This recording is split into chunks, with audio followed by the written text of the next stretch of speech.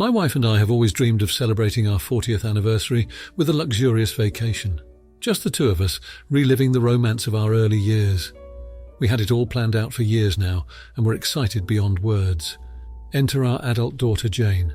Jane and her husband got wind of our plans and promptly invited themselves and their two children, 9-year-old female, 5-year-old male, along. I originally put my foot down and told them this trip was just for us, which upset her some. But my wife has a hard time saying no to Jane, as she is the youngest of our children and our only daughter, and she didn't want to hurt her feelings, so she reluctantly agreed to let them join. I wasn't thrilled about it at the time, but I wanted to make my family happy, and I knew my wife was also okay with the idea of a family trip, even if she was heartbroken we wouldn't get our romantic trip. We went along with it. The place we were originally going was not child-friendly, so we changed course and decided on an all-inclusive family-friendly resort. We paid for the resort and our grandchildren's plane tickets. Jane and her husband only had to pay for their own airfare. Here's where things get complicated. As the vacation got closer, I started having a change of heart.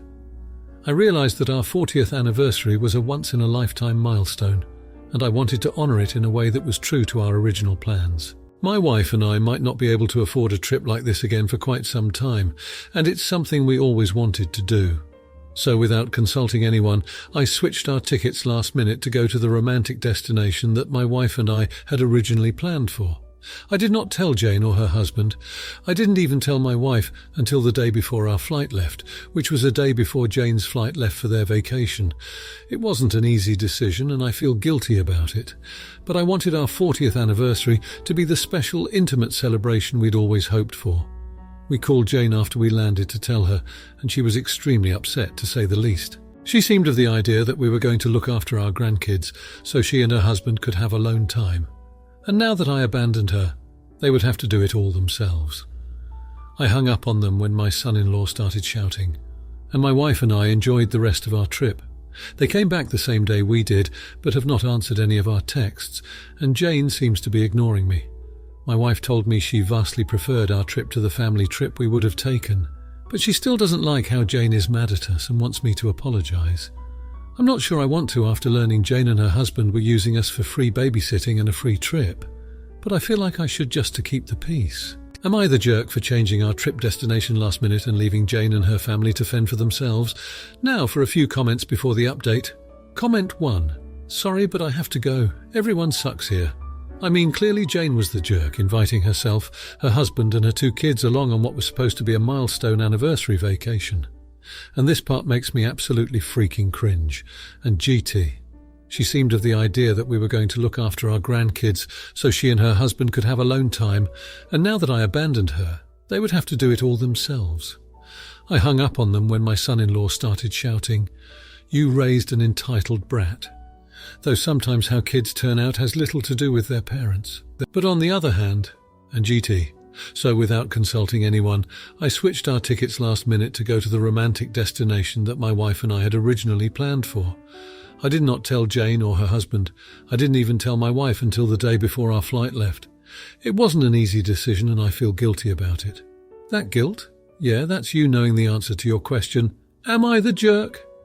Now let's be clear. Sometimes we have to be the jerk. Sometimes we have to take action without telling anyone or without being above board. Sometimes we have to spring a surprise on someone who was completely unsuspecting.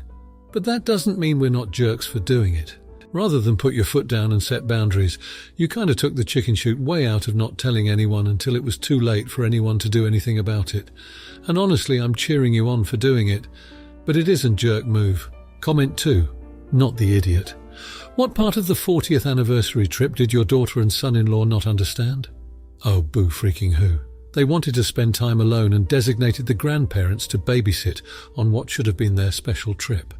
If your daughter and son-in-law wanted alone time on a trip, they could have gone on a different trip and politely asked you and your wife to watch the kids while they were away, not try and hijack your trip. Do not feel guilty, Opie, not even for a second, not even. You and your wife have done the parenting of your kids, and now it's time to start enjoying life as a couple again.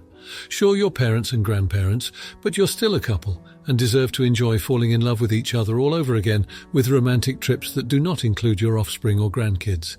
Your daughter needs a swift kick of reality right in the tuchus. She had the audacity to invite her family to your romantic weekend with the express purpose of securing babysitters so she could enjoy herself without any thought for her parents.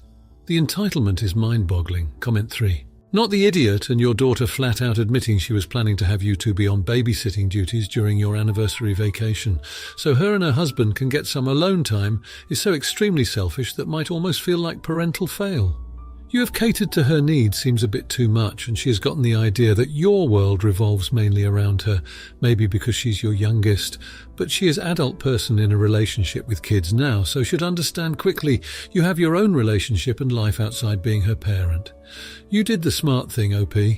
If I were in your place, I'd leave the reach out to Jane to see when she will try to contact you. Communicate all this with your wife too. It is unfair what they had planned for your vacation, and especially when they knew you wanted alone time. You paid for their kids' holiday too, so you are entirely guilt-free about changing your plans. Now for the update. So, you remember the vacation fiasco, right? Well, buckle up because the last 2 weeks have been one hell of a ride.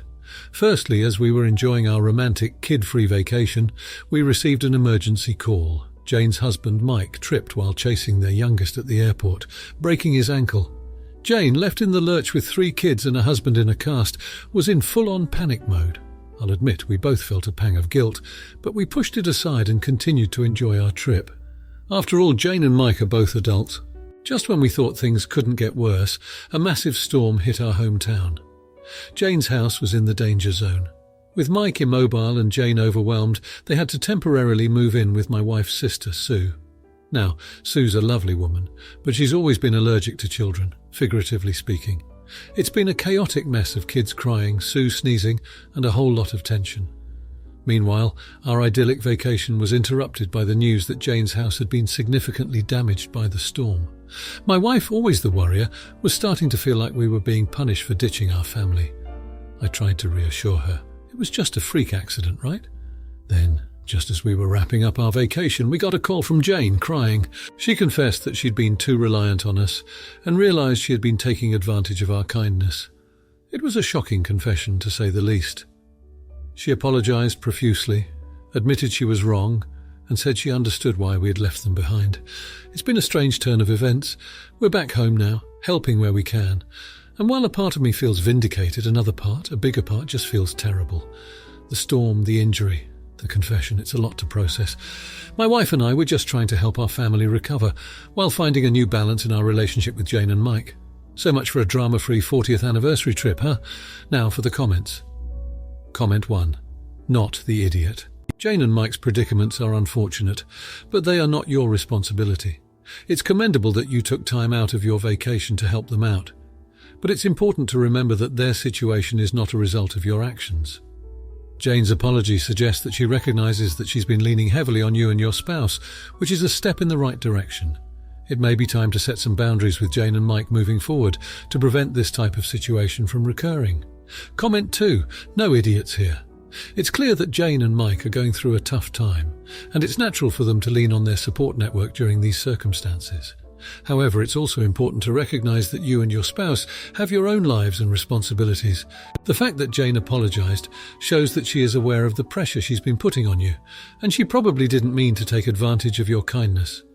Perhaps it's time for a candid conversation about expectations and support boundaries moving forward.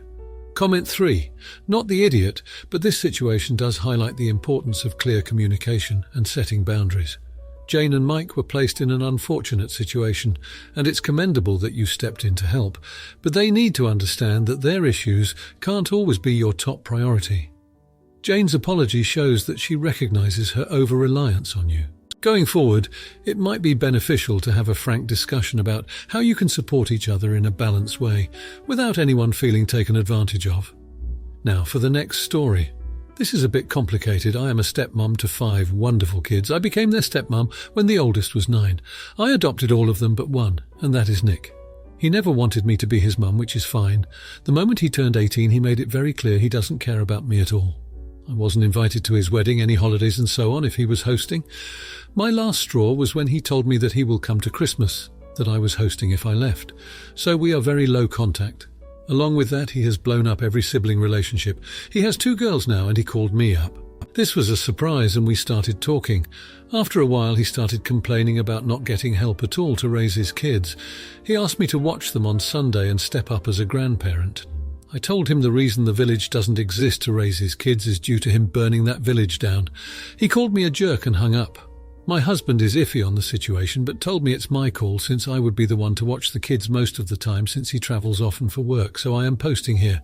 Now for a few comments before the update. Comment 1. Not the idiot. What does he mean step up like you've been failing in your duty? He made it clear that your presence wasn't wanted and that you didn't have a parental role in his life. If he wants to build that relationship with you for his children, then first he needs to apologize for the times he was a jerk in the past. And then he needs to work on actually building that relationship with you, because humans can't be switched on and off like robots. As it is, his current attitude of chiding you for not being there and assuming that you'll be pathetically grateful for the crumbs of his attention just indicates that he doesn't give a damn about you. He only wants the material advantage of free childcare. Comment 2. Not the idiot. It is a bit hard babysitting if you are not allowed in the room. Also, those kids don't know you. If Nick wants you to babysit, then he needs to start coming over for Christmas and dinner and try to be a part of the family. I would give him one chance to rebuild the village. Just one. It means coming over for Christmas, letting you know the girls, but it will take years before the trust is back. Comment 3. What has your husband been doing for the last however many years? Does he have a relationship with his son? How did you all function before Nick turned 18? Where is Nick's mother? There's too much missing here. But based on just the information, it appears Nick is meeting the consequences of his choices. Not the idiot, maybe. Now for the update. So I've got some news that I didn't see coming. After my last post, I was pretty set on my decision, but life has a funny way of throwing curveballs. A week ago, Nick showed up at our house, unannounced, uninvited. In his arms he cradled his baby daughter, a spitfire with curls the same shade of auburn as his own hair. He looked exhausted, and there was a humility in his eyes that I'd never seen before. "I need help," he said. And there was no arrogance or expectation in his voice, just a desperate plea. He explained to me that his partner had left. She wasn't cut out for motherhood and wanted no part of their daughter's life. Nick, now the sole caregiver, was completely lost. My heart ached for the little girl in his arms, a child who didn't ask for any of this. But there was also a part of me that hurt for Nick. This isn't how he envisioned fatherhood, I'm sure. He was scared and alone, much like I was when I first became a step-parent. After a long discussion with my husband, we agreed to let Nick stay with us for a little while. It was strange having him back in the house, but it was even stranger seeing him as a father. I've been helping Nick learn the ropes of parenthood. The late-night feedings, the diaper changes, the constant worry. It's been a while since I've had to do this, but it's like riding a bike, I guess. You never really forget. The first few days were awkward. There were a lot of apologies, a lot of tears, and a lot of pent-up anger being released. But as the days passed, a sort of rhythm developed. Nick's been trying, and I can see that. He's been patient and open, and he's starting to understand that parenting is about a lot more than just taking responsibility. I'm glad Nick reached out, and I'm glad I decided to help. It's not just about mending our relationship, but also about giving his daughter a chance for a better start. There's still a lot of work to be done, but I think we're on the right path. I guess life's just like that sometimes. It throws you into situations that force you to grow. I can't say that all is completely forgiven and forgotten, but this is a start, and it's more than we've had in a long time. The past may be messy, but the future doesn't have to be. Now for the comments. Comment 1. Not the idiot. I think it's incredibly compassionate and mature of you to put aside past differences and offer help to Nick in his time of need. Being a parent is hard, especially when you're thrown into it unexpectedly and alone. Your support is likely invaluable to him right now. I think it's also important to consider the child in this situation. They didn't ask to be born into this situation, and by helping Nick, you're also helping provide a stable environment for the child, which is critical in their early stages of development. It's okay if forgiveness isn't fully achieved yet. Healing takes time. But the fact that you're willing to work towards it shows a great deal of strength and character. Comment 2. No idiots here. You're doing what you believe is best for everyone involved, and that's commendable. You're helping a person in need and mitigating the impact on a child who could otherwise be affected by the situation. It's understandable that you feel a bit awkward in the beginning. After all, Nick is your ex and you're essentially helping him to navigate through a life-changing circumstance. But as time goes on, this will likely ease. The most important thing is that you're actively working towards a better future and focusing on the well-being of the child. Comment 3. Not the idiot for offering your help, but it's important to set boundaries and expectations early on. You're doing a great thing by helping Nick and his daughter, but it's also crucial that you maintain your own peace and happiness. This situation is incredibly complex, and it's okay to feel a range of emotions. Your feelings are valid, and it's important to communicate them with your husband and Nick when necessary. It's clear you're empathetic and want to do what's right for everyone involved, which shows your good character. However, remember that it's okay to prioritize your own needs as well. Now, for the next story. My oldest, Bethany, 16-year-old, has a step-sibling, Maria, 14, almost 15. Bethany and I are white, while my husband and Maria are of Mexican descent.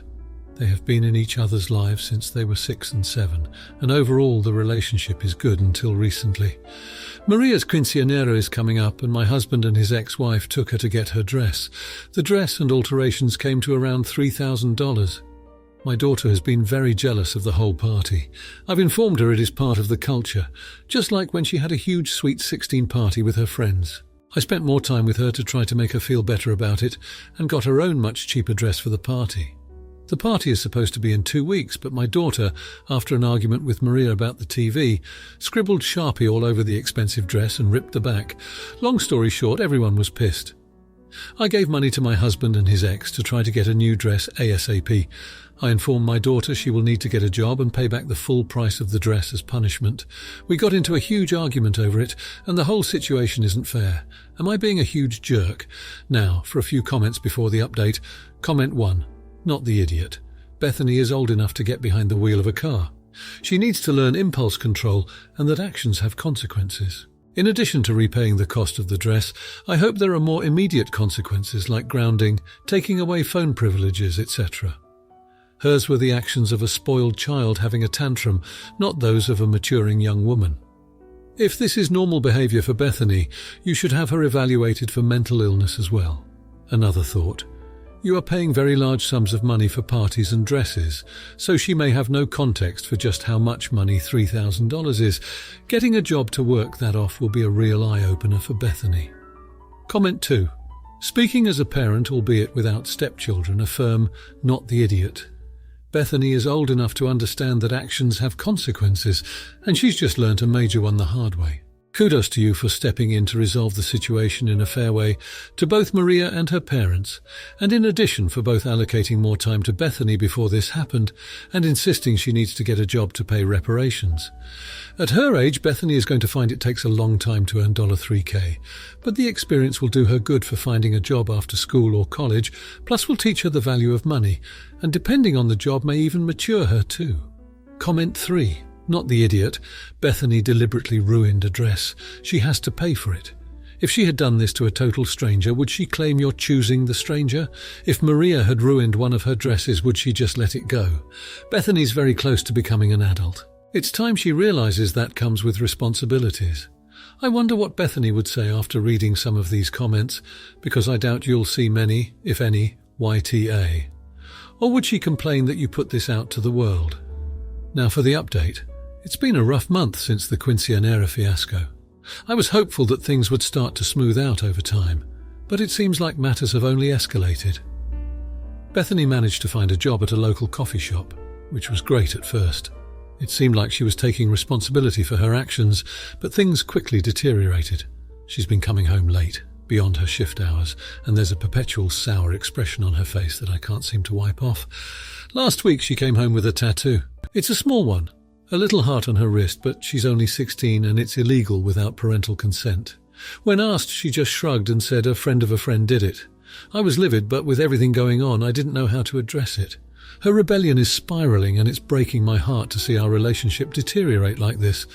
On the other hand, Maria's new dress was beautiful and the quinceañera went on as planned, but it was bittersweet. Bethany didn't attend, choosing to work an extra shift instead. My husband was crushed. He'd always dreamt of having both his daughters by his side on such an important day. We've also started to receive calls from Bethany's school. Her grades are slipping and she's skipping classes. It's like she's a completely different person, and I'm struggling to reach out to her. Additionally, the financial strain of buying a new dress started to take its toll. My husband and I have had to cut back on certain luxuries we used to enjoy, and it's been causing a strain on our relationship. I've been trying to be patient, trying to be understanding, but it's so hard. The hurt and chaos that one decision caused has spiraled out of control, and I'm not sure what to do. I'm just hoping the next month will bring some relief. Now for the comments. Comment 1. Not the idiot. It seems like you're in a tough situation here, and it's clear that you're trying your best to help Bethany. However, you also need to remember that Bethany is a teenager, and it's a very confusing and difficult time for her. She's probably trying to assert her independence and figure out her place in the world. The illegal tattoo and the job at the coffee shop could be her way of rebelling and asserting some control over her life.